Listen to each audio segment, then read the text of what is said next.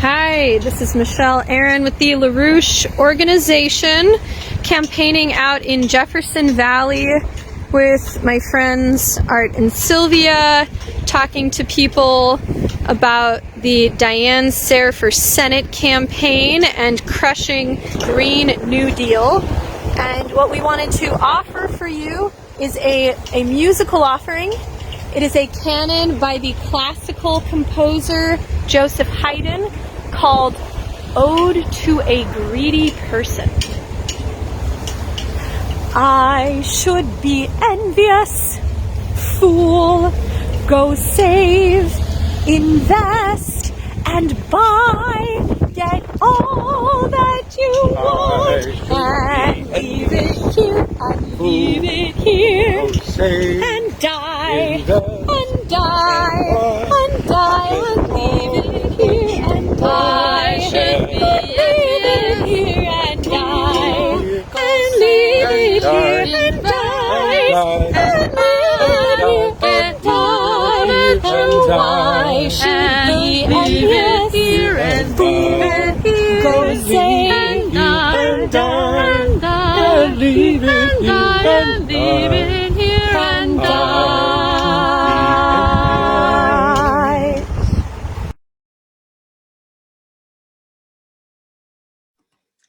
Great.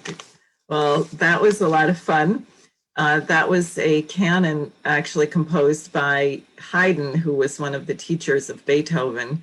And I think you get the idea from the words that perhaps saving money is not the most important thing in the universe. And what we're going to be discussing tonight is actually, I think, really the question that Lyndon LaRouche spoke of a lot, which is the question of immortality and what makes us immortal. And one of the most important things for the human species is to be able to get off this planet. We have to become a spacefaring species if we don't want to ultimately be incinerated when the sun expands before its death. That may be a few billion years from now, but it's something to think about.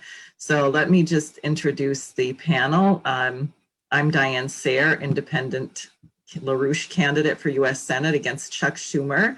Jenny Burns is here. She's a LaRouche associate collaborator of my campaign. Megan Beets is with the LaRouche science team and also is the president of the Schiller Institute. Dennis Speed is my co-host. Dennis, can we see your video? And Dennis will be showing up in his video shortly. I know he's there. He is the leader of the Manhattan Project founded by Lyndon LaRouche in 2014. So just by way of starting, a lot of people might say, there he is. Hi, Dennis. A lot of people might say, well, gosh, the world is such a mess. We had this crazy election. We've got the National Guard in Washington.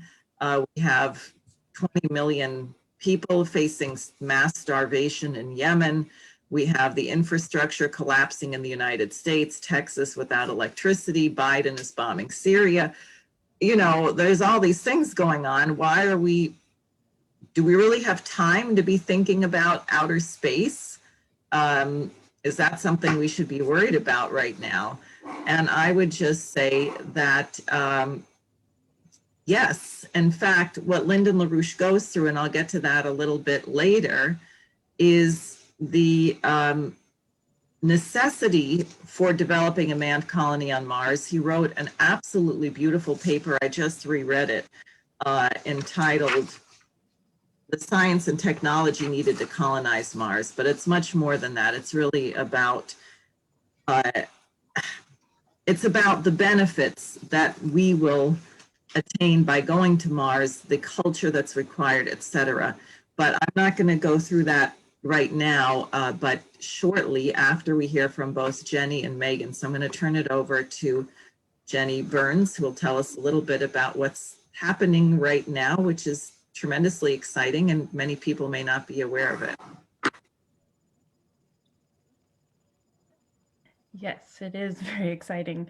So one thing that want to go through is exactly that, what's going on. But to understand what's going on, you have to understand the fact that we've been on a trajectory for some time, starting from when our ancestors thousands of years ago looked up at the sky and saw that there's a lot more to this universe than just us, and what is our role in that.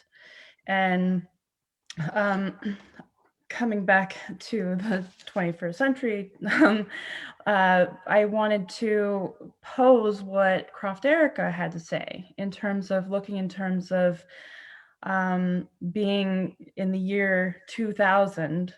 At that time, it was 1966. Whenever he was quoting, he was going through this story of how it's the year 2000, and we're looking back at.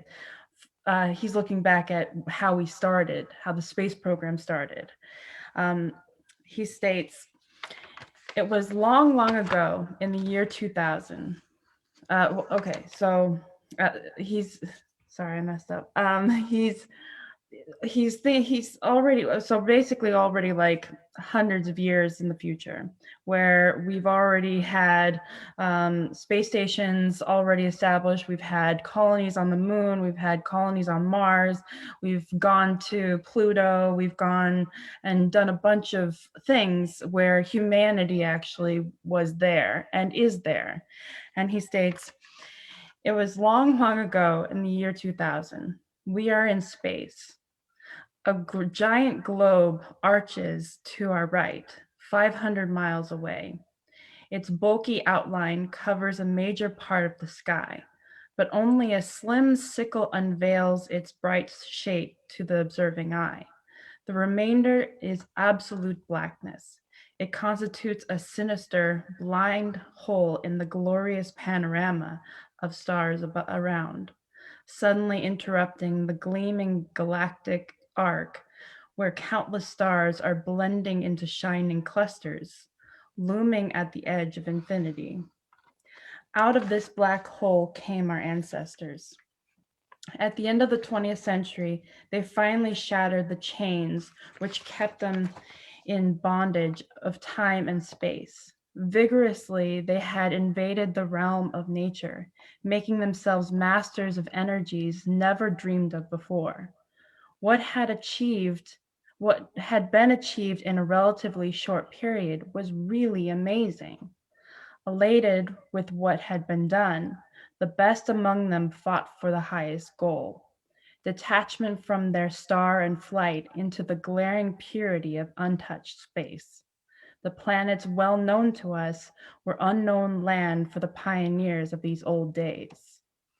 He continues, but I wanted to start with that because the how we look at the present has to be in with the mindset of the fact that we're already living 50 years in the future, 100 years, 500 years, 1,000 years.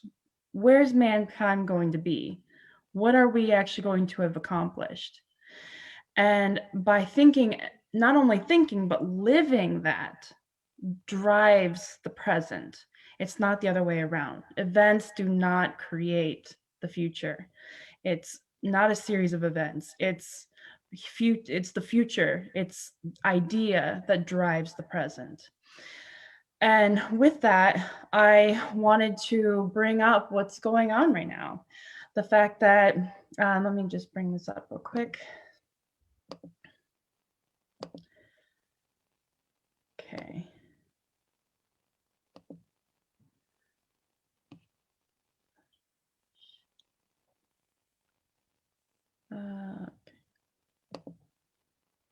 There we go.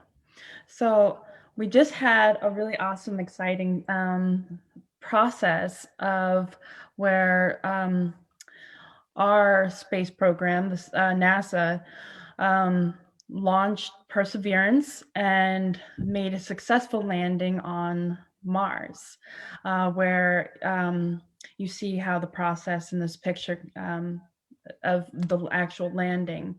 And the first pictures of Perseverance is it dangling from the ship that's actually hovering above the ground. It's actually quite amazing. And on this rover is going to be the very first microphone that we've ever been able to have on Mars. So we get to actually hear what's on Mars, which is going to be quite fun, and be able to learn more about things we're drilling into, because there's certain things that just looking at light, we can't actually, there's things that we can hear that we can get a lot more information regarding. And then also we have a helicopter, like a type of drone that's going to be able to make, I think in the next few, they have already planned 5 trajectories that they're going to have it go, which is going to be very fun, because we're right now the rover is currently on the rim of quite a huge crater, because they're getting closer and closer to the rim of this crater.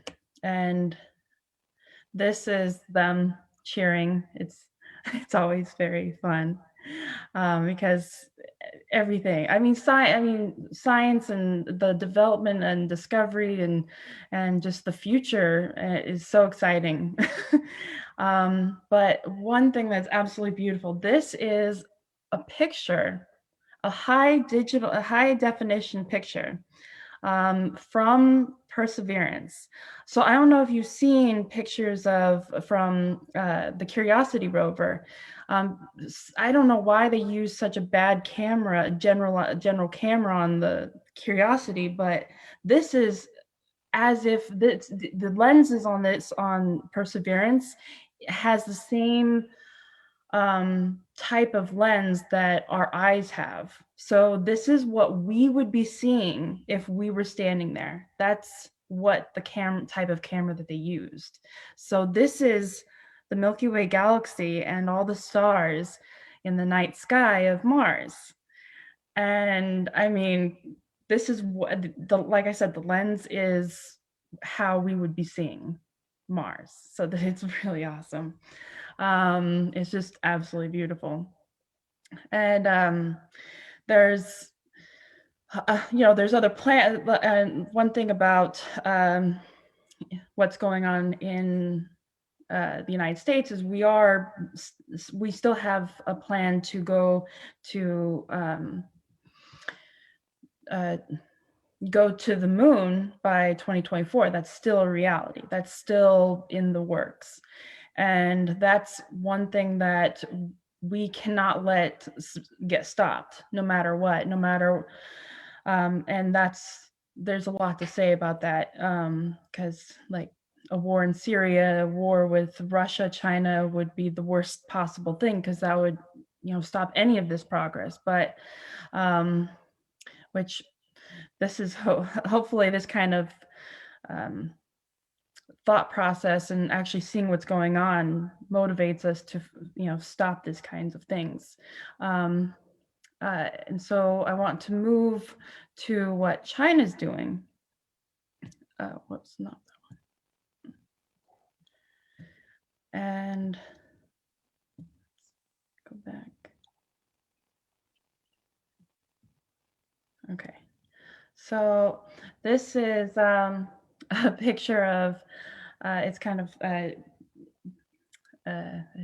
out of focus, but it's a picture of a Chinese astronaut holding a flag on a spacecraft, and it's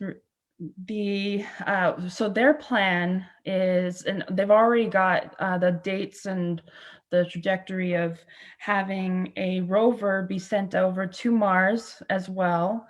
and they have a plan to launch the Tiangong 1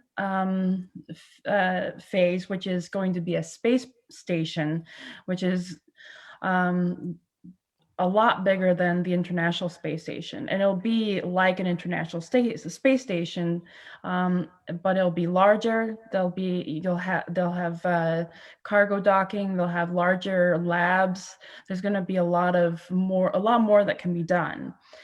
And I think I have that's the rover. That's the digitalized rover of what it's going to look like, the one that's going to Mars. It's going to take off from Earth to Mars in, I think it's April or May of 2021. So that's what's headed to Mars soon.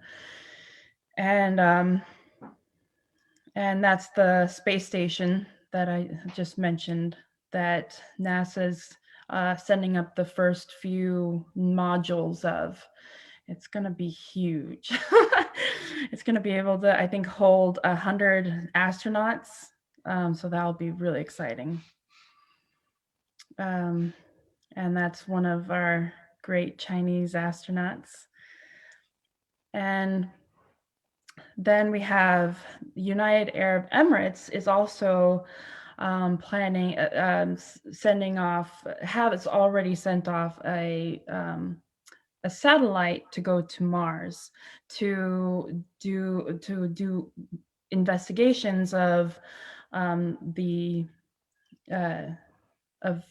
climate and just how the weather works, how the magnetic field works. Even though it's very weak, there's still things that can be learned from that.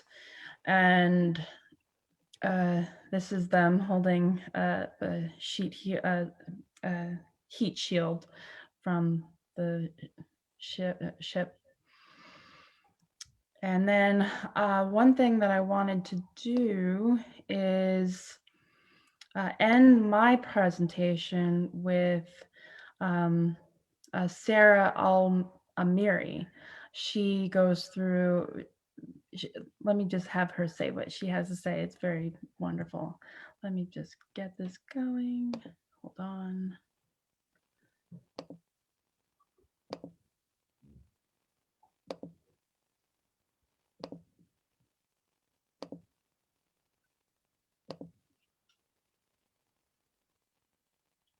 Can you hear that?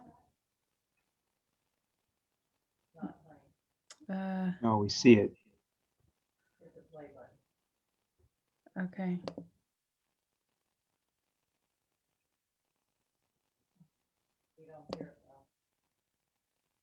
Hmm. When you do screen sharing, there's a button for audio. You have to click. Okay. Oh, I see. Let me get out.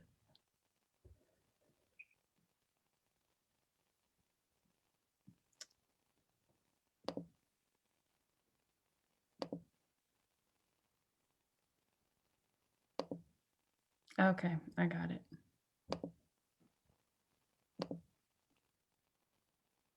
Thing that reminded me exactly why we're doing this. Why are we working on defining this mission? And I saw the edge of space. I saw the horizon, the Dubai waterline, and I also saw the edge of space, the darkening of the sky that starts happening in the stratosphere. And to me, it made all the hard work that went into defining this mission, the Emirates Mars mission, the Hope mission, well worth it.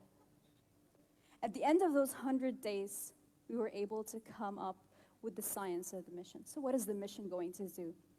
The mission is going to provide scientists with the first holistic view of the Martian atmosphere. We're going for the first time to understand the climate of Mars over an entire Martian year, the entire climate of the planet. A lot of people ask me that there has been other spacecrafts that have gone to Mars. We know what the average temperature is on Mars. We know what the lowest temperature is on Mars and what the highest temperatures are on Mars. We also know that there are dust storms and different features and clouds that are there. Why is your mission novel and why is your mission new? Well, the current data that we have on Mars is using 2 different times of Mars days and covering just specific areas of Mars. So it's as if I'm coming to tell you to come and study Earth, take the temperatures at 2 p.m. and 2 a.m. every once in a while, take it over Alaska, and come here and take it over Dubai. And please summarize what is the climate of Earth. That doesn't really give you a proper reference point. So that is the answer that we're giving. But most importantly, we're trying to provide a sort of piece, a missing piece of the puzzle of our understanding of what happened and what is currently happening to hydrogen and oxygen atoms in Mars. Hydrogen and oxygen, why are they so important? Because they're the building blocks of water. Water existed on Mars' surface, flowing water existed on Mars' surface at some point in time. There were changes that occurred to this planet, some of them climate changes.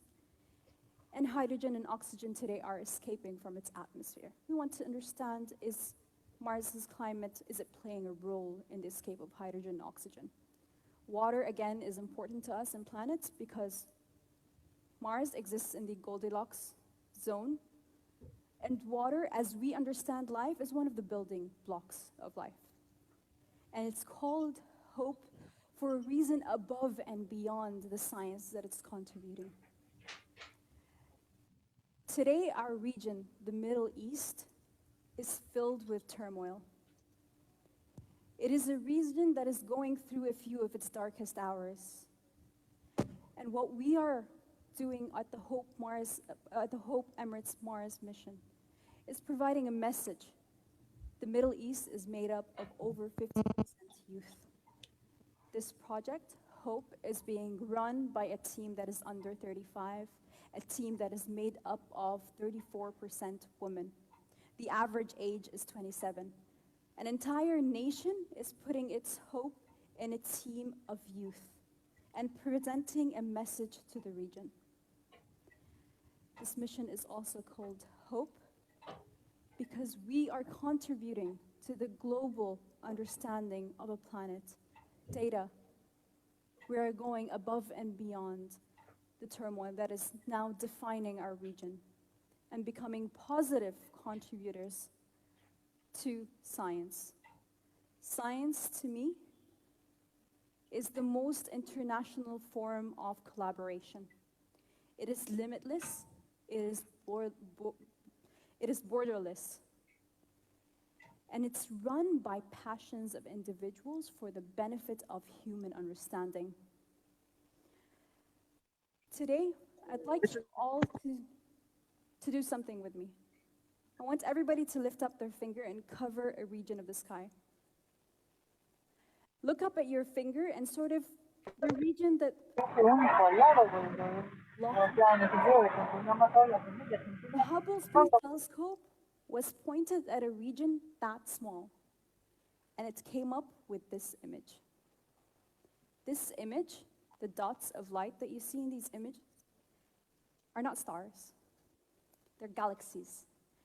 There are hundreds of billions of stars, each one of those dots, in that small region of sky that we look at. Each hundreds of billions of galaxies contains billions of stars. Each star, imagine how many Goldilocks zones exist around them. How many planets could possibly exist around those? And how many possibilities of life that there could possibly exist in this small portion of the sky. And today, I'd like you all to imagine what is the positive contribution that you're doing right here on this unremarkable planet, in this unremarkable solar system, in this unremarkable galaxy, that justifies how infinite the possibilities are in this small image, and how positive and infinite your contribution is on this infinitesimal planet. Thank you.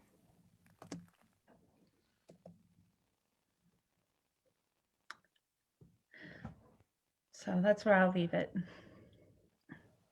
Great, thanks. So why don't we go ahead to Megan Dobrodt. Thank you. All right, well, what I'd like to address is why what Jenny laid out, this ongoing commitment to a Mars mission, is not an option for humanity if we intend to have a future which is better than the present. Why is it absolutely necessary that the entirety of humanity commit itself to expanding human presence scientifically and physically off the planet onto other planetary bodies and potentially, or not just potentially, but eventually to other star systems? So two things I want to address. One is a practical reason, and that is that in order to achieve the needed rate of economic progress to end poverty on the planet forever and support the growing billions of people who live here, we need a space program. And the second thing is moral. I don't mean morality in the way most people tend to think of it, which is, being nice and doing nice things for your neighbor and your mother and the stranger on the street, but real morality, thinking about securing the immortality of the human species as a whole. So, to that end, people listening to this may know, or maybe you don't know, that Lyndon LaRouche ran for president, I believe it was 8 times, starting in 1976.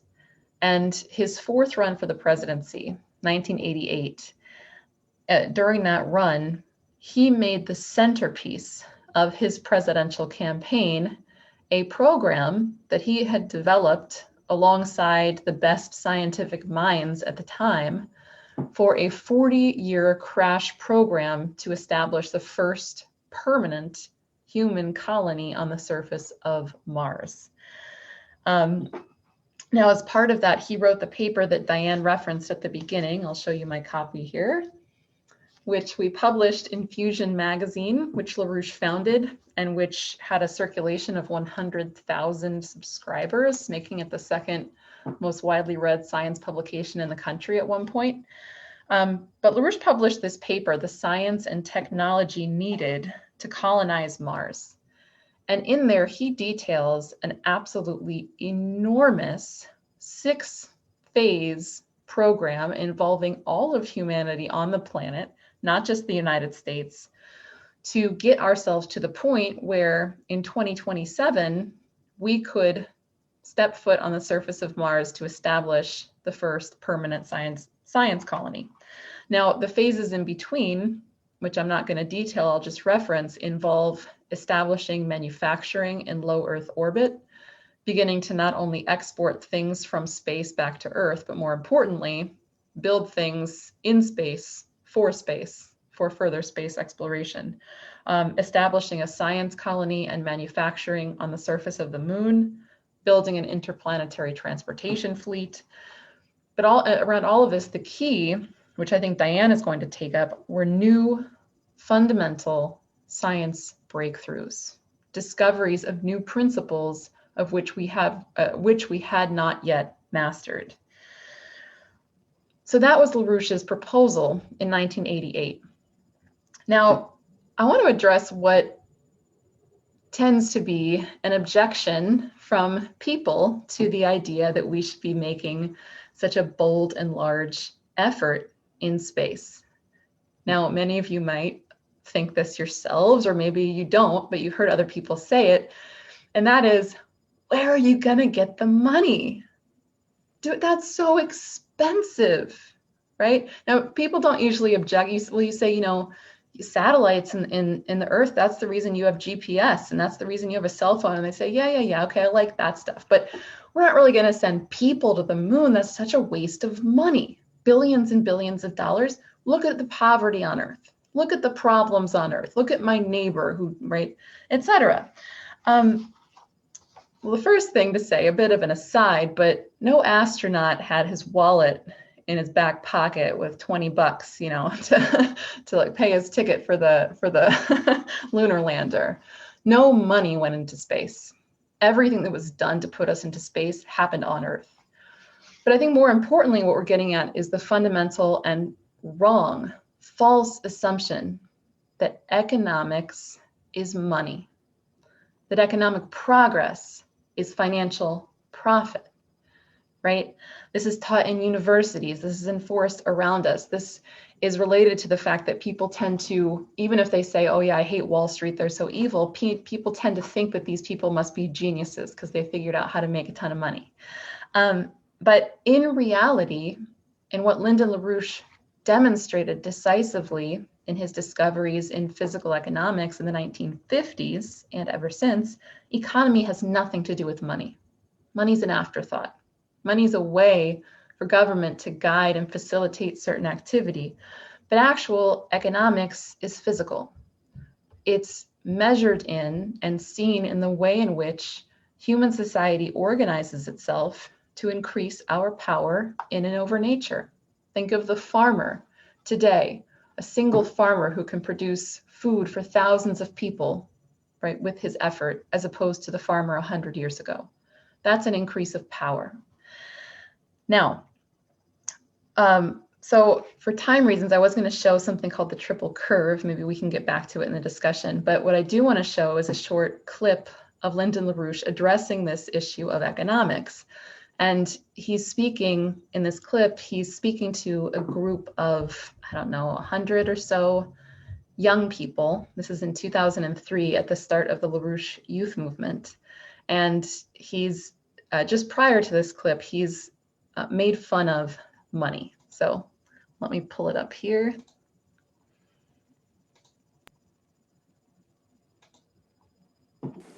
The root of an economy is man. There is no economy among animals. An economy reflects a characteristic of people, of the human individual, the difference between the individual and the beast. That is, these cognitive powers by which we discover universal physical principles, derive new technologies or apply technology based on these principles. We apply them to our problems. And therefore we find that through our efforts, our physical efforts, or the expenditure of our time, that we are able to produce more wealth than it costs to keep us in the process of production, both in terms of our labor, in terms of the cost to maintain the families in which we come, but also in the cost to society of capital expenditures on which we rely, both in private industry and by government, including large-scale infrastructure, things of that sort. We rely upon this. Our productivity depends upon it. And therefore, it is the power of man to make discoveries and to use them. Discoveries derived from discovery of universal physical principles, which increases the value of what is produced over the cost of production. Okay, so from that standpoint, the real issue of economics is, one, how do we increase the productive potential of every member of society such that they do what LaRouche said, they are able to produce more than it costs to keep them in the process of production. And his answer to that, of course, is discoveries of new principles and their application. And from that standpoint, too, how do we continually uplift the mental and creative powers of those humans in your society, which are the source of those discoveries? How do we put ourselves into a mode where the breakthroughs, the scientific discoveries never stop? So here is what Lyndon LaRouche says about the program to colonize Mars from that standpoint. And this is a short quotation from a book he wrote in 1983 called "There Are No Limits to Growth." He says, "Building an agro-industrial complex on Mars will be, by our present earthly standards, a very costly business. This is no cause for worry. Cost is a relative matter. The true cost of anything, from the standpoint of society, is what percentile of the total labor force available is required to satisfy the requirement for product of that specific category of consumption. 50 years from now, the average power of an adult human being to accomplish work should increase by approximately a factor of 10. In the United States, for example, there should be approximately a threefold leap before the year 2000, chiefly as a result of introduction of laser technology on a broad scale. Although there may be a shift to kinds of materials which are relatively more costly than those generally used today for some categories, a majority of the increased productive powers of labor will be a net gain for humanity, such that humanity, 50 years from now, should be able to afford expenditures 8 to 10 times as great as today. Among the things Earth should be able to afford 50 to 60 years from now will be to place up to 1 million or so human beings into colonization of Mars. Or perhaps this will occur over the course of a quarter century. The exact time span, the exact population need not be foreseen today. Okay, so maybe that gives you a sense of the practical necessity of Mars colonization. Now to come to the moral necessity quickly, but importantly, the moral question. Human beings are not animals. Even if your congressman's behavior has convinced you otherwise, or your neighbor, or your grandson, human beings are not animals. As far as we know, to the extent of our knowledge, we are the only willfully creative species in this universe, as far as we've encountered. Now, animals are wonderful, but they're not creative. So we, through that creativity, change nature. This is a good thing. We create new states of matter that couldn't have existed otherwise. We create conditions on the surface of the earth, pressures, heats, temperatures, energies that never could have existed without us. We invent materials and change the surface of the earth to bring it to a state of higher organization, higher potential, and higher power. Nothing else does this. From that standpoint, as a species, we have a special responsibility that was assigned to us by the universe, so to speak. Now, you take the issue of Mars, and this is what I'll end with. Take the issue of the search for life on Mars, which is going on in the Perseverance lander, it will go on in the Chinese lander. The search for life, that's obviously a very exciting prospect. Was there life in past times on Mars? We don't know. And whether or not there was, we do know that we will find life on Mars when we put it there. When we grow trees and create forests on the surface of Mars. When we step off of those landers and look one another in the face as creative life standing on the surface of Mars. So it's that creative potential to make the universe better than it was before, which lies in every child, every person born. And therefore, the moral obligation of all of us is to foster that, hence the Mars program. So just to end, this is from a paper LaRouche wrote in 2005 called The Principle of Power. He says, we must change the image of man from the relatively poor conception prevalent today to a notion of man in the image of the Creator, mankind with a mission in the universe, a mission in which persons should enjoy the right of a sense of participation in this great universal mission. We require sovereign states because that is the only way in which the effective cultural development of the new individual can occur. But we are otherwise one species with one unifying mission for all time to come.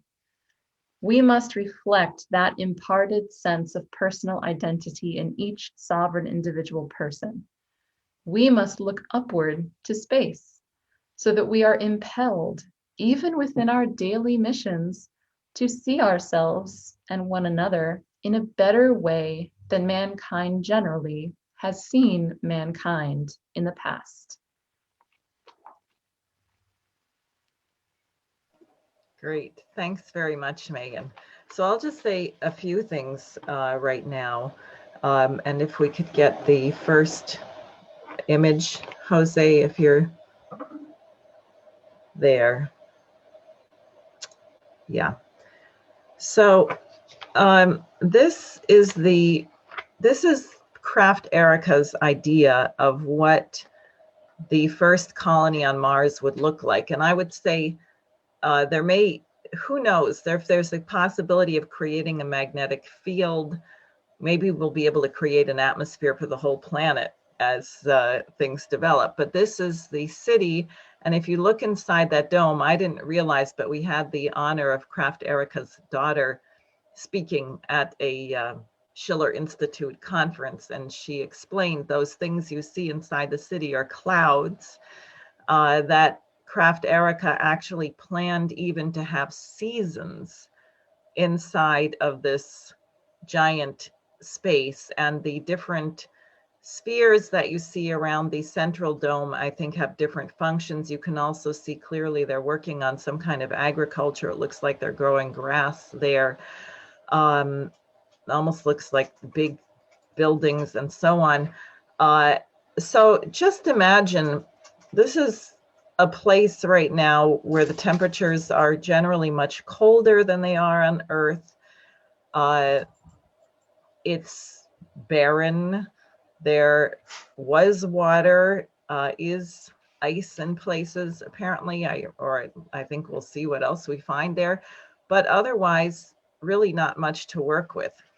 Now, so how do you get to the point of being able to have such a structure on Mars? And also, I would consider, what are some of the problems we're dealing with here on Earth?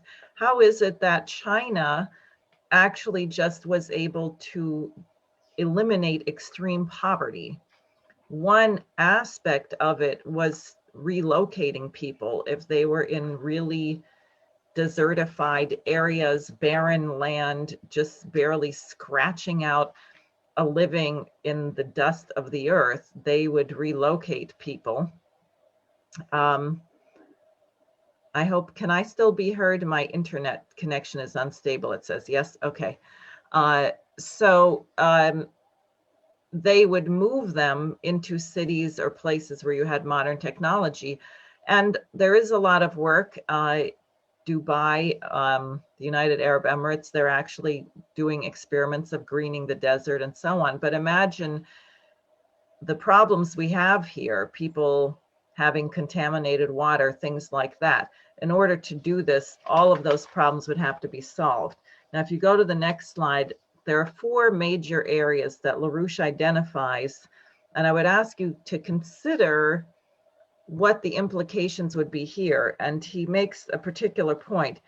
We'd have to actually develop controlled thermonuclear fusion power, not just in bombs, but in power plants and powering rockets. Because to get to Mars, to get humans to Mars, given the hazards of cosmic radiation, you don't want to have people out there in space for months and months. You want them to get there quickly.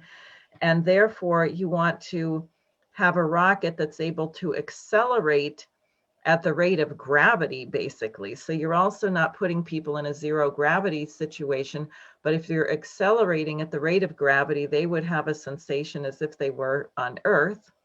You get to the halfway point and you decelerate at the rate of gravity so that you have a very much shortened trip and people are not going through weightlessness on their way there. But to do that, you need really powerful rocket. You need fusion. He also says, you saw the city, when you get to Mars, you're going to need a lot of energy. You're going to need high temperatures. You're also going to need high temperatures on the moon. As Megan mentioned, a lot of what we're going to produce to bring to Mars, you don't want to produce it on Earth because Earth, for example, has 6 times the gravity of the moon. So getting things off Earth, particularly heavy things, is an enormous amount of work. You'd rather be getting the heavy things off of the surface of the moon.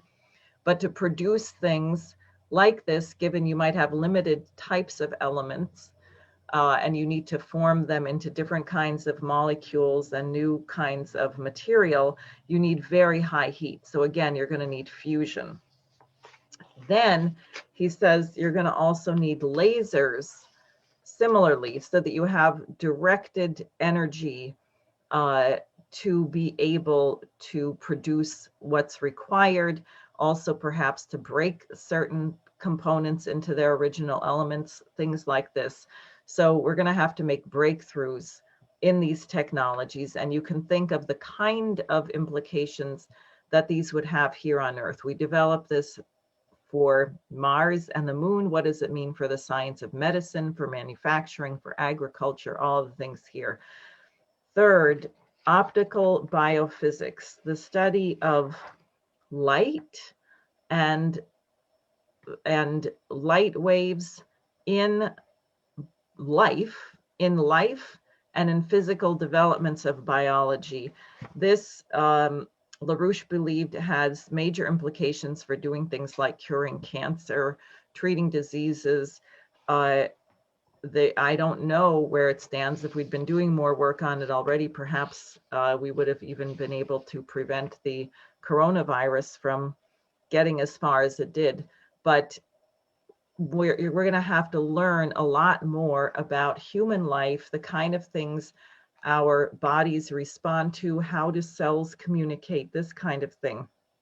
And then 4, more powerful and compact computer systems, which I think we've come quite a long ways on, since we have computers that can monitor the data, every single conversation of every person on Earth at any moment. So we've come a ways on our computer systems, but I'm not sure that we have everything we need on this. So now if you think about this, and let me just go to the third picture while I'm at it. Can you show that?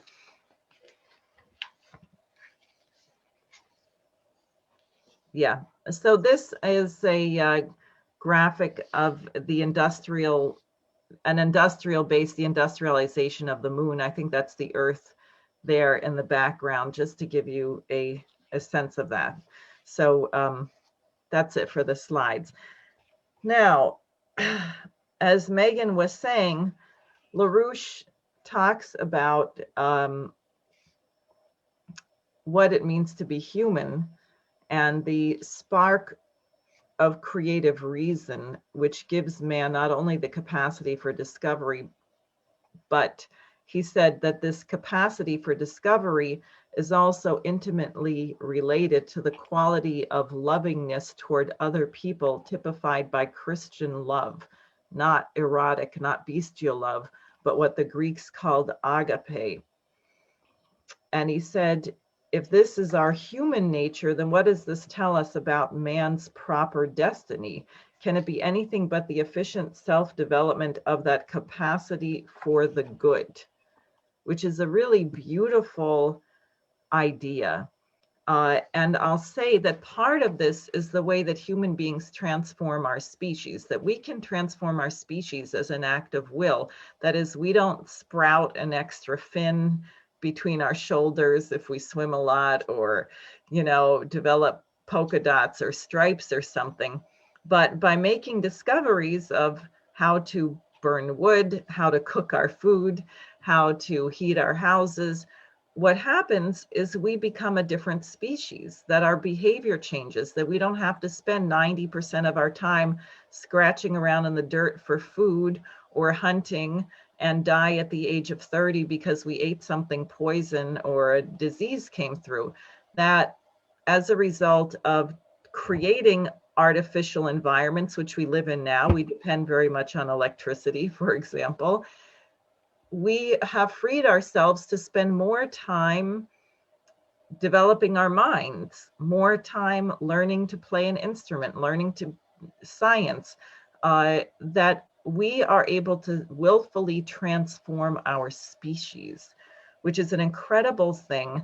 And it's something nowadays that is really looked down upon. If you think about the so-called cancel culture movement, or the attacks on the dead white European males or whatever. And it's really any scientific discovery, because while they're attacking the dead white European males, they're not bringing in Confucius. They're not bringing in Sarah Al-Amiri. You could perhaps look back to the Baghdad Caliphate, the contributions of Islam. Algebra, right? It's an Arabic word, and they made critical discoveries and contributions to civilization. Basically, what they're trying to wipe out is any contribution to civilization, any discovery that upgraded the nature of man, we're supposed to abandon. And I'll just say this guy, since we had the nuclear power discussion last week, Bill McKibben, the big opponent of nuclear power, said that the thing that really is the problem is modernity. He uses that word, that it's actually the development of, that we're no longer barbarians. That's the problem. It would be better if we lived in caves and had rings through our noses and ate raw meat, or maybe cannibalism would be a really good thing because it would keep the population down. So that's what these environmentalists are proposing we go back to.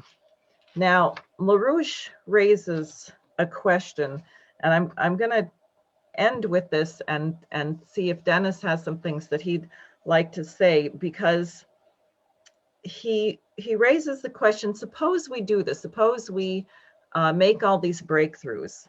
And he says, to make this point clearer, consider the case that we make the United States a great economic and military power, unchallengeable on either count by any nation or combination of nations on the planet. Yet we neglect the development of the moral character of our children and grandchildren.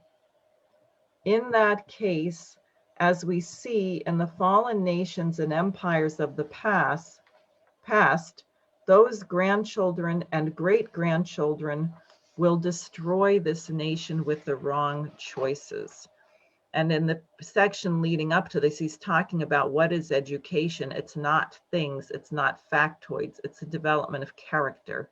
It's a development of a human identity, which must accompany this kind of mission. And he says, to that end, colonization of space is critical because there are certain problems that you deal with in space, human relations, being on that little spaceship for a year. Imagine being on the International Space Station for a year, and you know that if you go outside of it, you'll die. You can't go out, and you're there with the same people.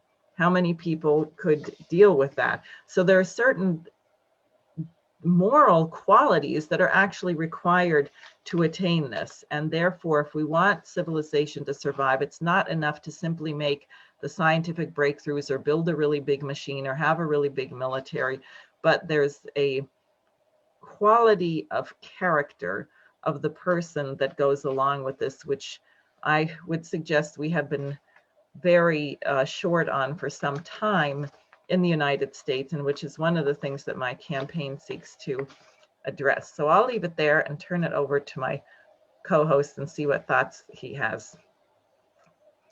Okay, fine. You able to hear me? Yep. Yeah, I have a question for the group, and it is to respond to something. This is from NASA, and it's from its program called Astrobiology for the Incarcerated.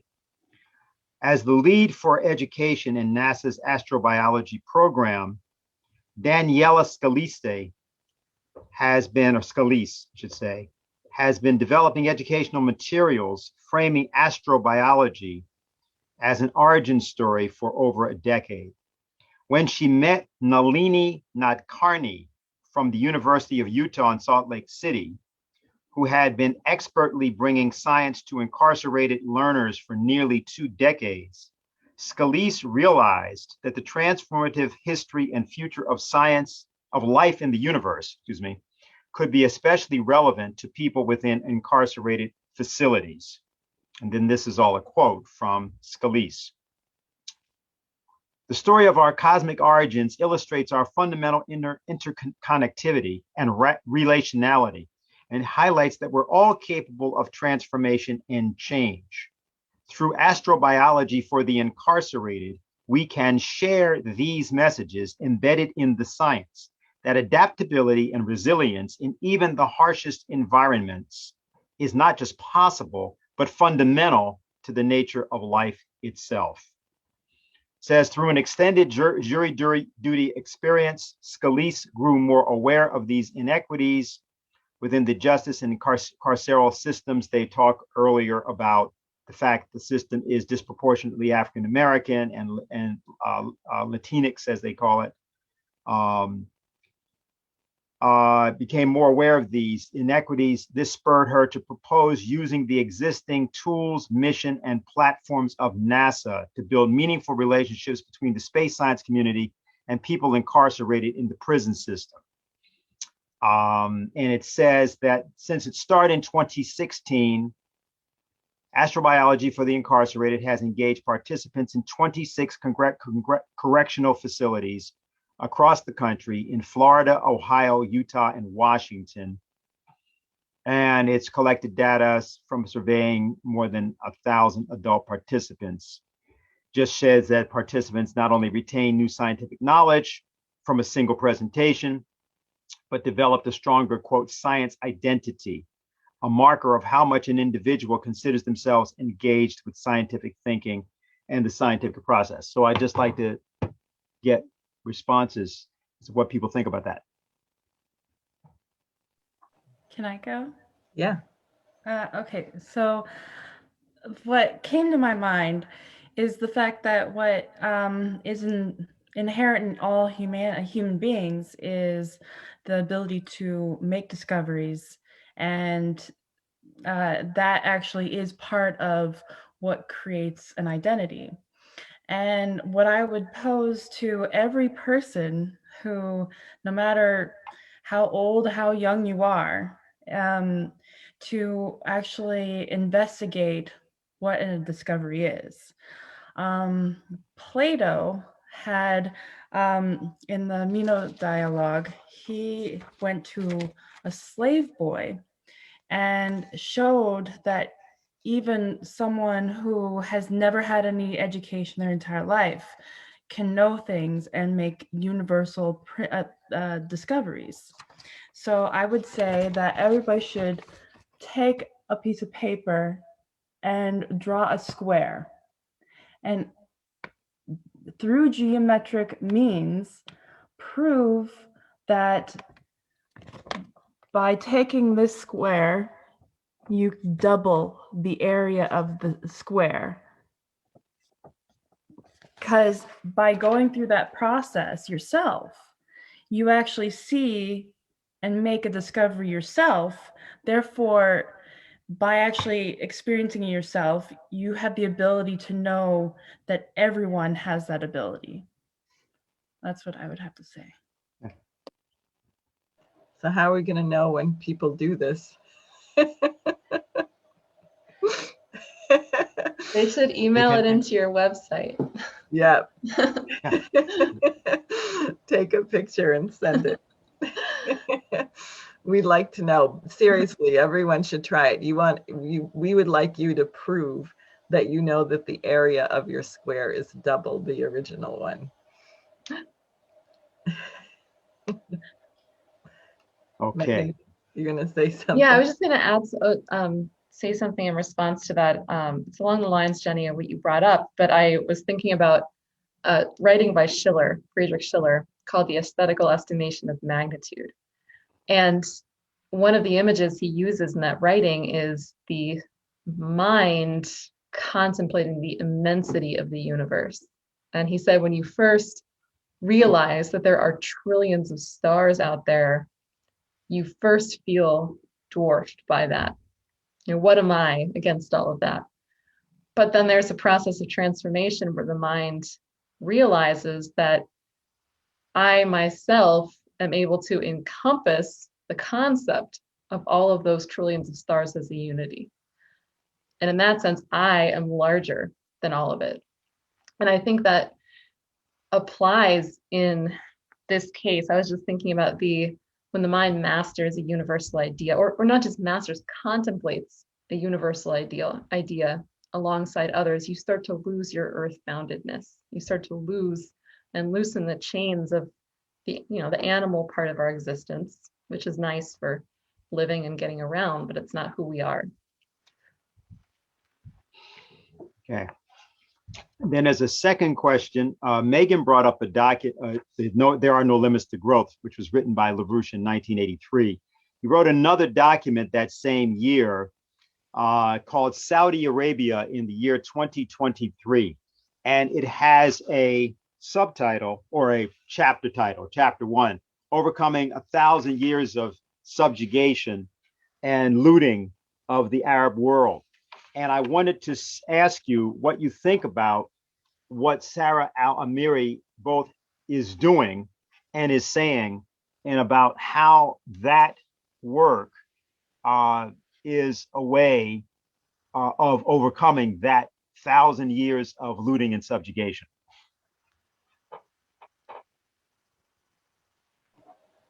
Well, I'll say, I must say, just watching her, I found a little bit jarring, because here's a woman in a burqa. She has to be completely covered, all in black. And one would tend to think of that as being somewhat oppressive. But then her mind is obviously not oppressed. And she had it clearly, I think she said she was 12 years old when she first really realized that her passion was space, and that this wasn't something that a young woman could do in her country. She said, I ended up going into computer engineering or something else, but then the opportunities presented themselves and she pursued this, and ultimately the nation, which by the way also invited Lyndon LaRouche to speak there. So clearly there's something there where there's the value of a scientific mind, actually created a position for her, recognizing this quality of insight and inspiration and passion. And she described when she got there that all the rule books were thrown. They said, throw out all the rule books. You're not going to be trained by someone. You have to design this course as you go. Very similar to what happened to Gene Kranz initially with the Mercury Project. No one did it before. So, I mean, I just think it's amazing. In a way, it's a ticklish paradox, but it also really shows you what humanity is. And I think also says something about this country, which I frankly don't think the United Arab Emirates is a place I'd really like to live. But, they're working with the Saudis on bombing Yemen, and there's all kinds of horrible things, but you have this. So I just find it really inspiring, because it's indicative, I think, of what can be transcended. I found this funny thing with her, because she equates the founding of her country, which is December 2nd, 1971, with the day that the Mars 3 lander from Russia, then there was still the Soviet Union, it landed. It was the first soft landing of a spacecraft on Mars, only succeeded for 100 seconds. But she talks about her country being formed the same day. And it's 50 years old. And well, actually it will be, it's 49 years old right now. And she's 34. So she's really born, 15 years after the country's been founded. And so she has this way of thinking about the Mars idea, what she's doing right now, the founding of the country, her role, and the future of the country, completely independent from the very bad politics of that country and all the whole area. And I think this is an interesting thing just for us all to talk about or think about, because I think we all know people get really oppressed for obvious reasons. There's an oppressive circumstance that people find themselves in. And it's easy to sort of get locked into being very emotionally outraged by and driven by that. But this is an very interesting case, not just a person, but just a way of thinking about what Lynn was getting at with the entire idea of the space program. Because he was really getting at something completely different. This idea of the woman on Mars, she was actually born in 1987, I believe. I think that's right. If you look it up, I believe that's true. That's when he did, he wrote The Woman on Mars. So it's an interesting way just to think about it all. I mean, I don't know if anybody else had any responses, but that's just my own response to her and this whole peculiar circumstance. It is interesting. I listened to a podcast, which is actually really well done, which interviewed a lot of the people who worked on the Apollo program. And one of the engineers who worked, I think at Grumman, he said, I think he was 22, 24 at the time. And he said, we were too young and too stupid. He didn't mean that negatively, but we were too stupid to know that we weren't supposed to be able to do what we did. And I think there's a certain quality of youth, young people, that you need in order to bring the future into the present. And LaRouche addressed that quite a bit from the standpoint of youth, but more importantly, from the standpoint of the way that axioms, people's axioms, the things that shape what they think, controls them. And youth aren't so trapped by these pre-established axioms, and they tend to do things which their parents tell them they're not supposed to do and are impossible, but then they do them. The other thing that I was thinking about, I mean, this case of Saudi Arabia in the year 2023, it really gets at this question of Westphalia, where you say, people want to look back at the past. Well, I have to get justice for this and tit for tat and, an eye for an eye, a tooth for a tooth, and we can't go forward until we've settled everything from the past. Well, no, maybe some people did some really evil crap. Do we really want to wallow in that and visit it? We could just say, look, forget it. Mankind is better than this. We're going to move forward. We're just going to shed it like a snake sheds its skin. Just leave it and be what mankind actually is. I think there's a reason why you have the biblical reference to Lot turning into a pillar of salt. If God warns him, if you look back on the destruction of your city, that you will turn into a pillar of salt. And in that case, that's what happened. It just really shows that there is such a thing as change, which is not an aggregate of what happened in the past, but it is something, the future acting on the present. Yes, we've just had our own experience of that, which is not pleasant, but true. And I think that's also true for the country. Is there anything else that you think obviously, you're running, Diane, as a Senate candidate, and we want people to be volunteer for that campaign and get involved. And, with New York in such a turmoil right now, the situation with the governor, the situation with COVID, the situation with the closing down of cultural institutions, homelessness, you could name it. So how do you, or Jenny, you or Megan, you think the people, in a situation like this, given everything else you guys have already said, how would you advise they understand what we mean by a political campaign and what we mean by a campaign to change the political structure to reflect these other ideas, these higher ideas? I'd like to hear what you guys have to say. Okay. Well, one thing, I think we've gotten to a point where pretty much everything that everybody has believed for 50 years, from the politicians to so-called average Joe, has failed. People's penchant to go along to get along with what they saw as the system, the way to succeed, has failed. And so I think that what we have to do is we have to urge people to, lift their eyes out of the dust and really hypothesize a way forward for the good of all humanity. And from that standpoint, you can think about what that's going to look like in the United States, in the state of New York.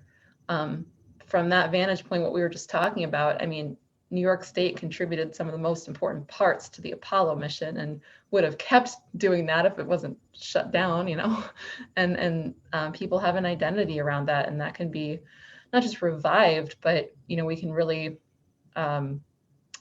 reopen something which represents an even more advanced capability, and from that standpoint, let people participate in something which is beyond the scope of their own mortal lives. And I think that's politics. That's the function of political leadership and political structure. Jenny, you have anything? Yeah, I would say that to understand any campaign, whether a senatorial campaign or a congressional campaign, a presidential campaign, you have to see yourself as part of something larger, that you can't be thinking in terms of your own personal surroundings, or even the surroundings of the fact that you live in the United States or you live in whatever country you are. But actually, you have to be thinking in terms of the fact that you're a Solarian, you're a Galactian, that you have a role, a requirement, and a duty to act upon that galaxy that we live in, that solar system that we live in, that rotates around this beautiful galaxy.